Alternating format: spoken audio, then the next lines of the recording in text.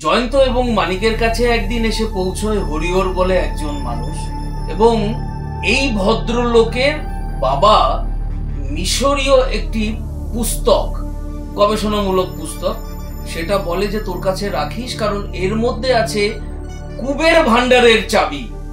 এই কুবের ভান্ডারের চাবি একে উল্লেখ করে আস্তে আস্তে পুরো জয়ন্ত মানিক গিয়ে পৌঁছয় মিশর অবধি। মিশরে গিয়ে যখন পৌঁছয় জয়ন্ত মানিক এবং সঙ্গে হরিহর, তাদেরও সঙ্গ নেয় হচ্ছে সেই চোর যে ওই বইটিকে চুরি করতে চেয়েছিল।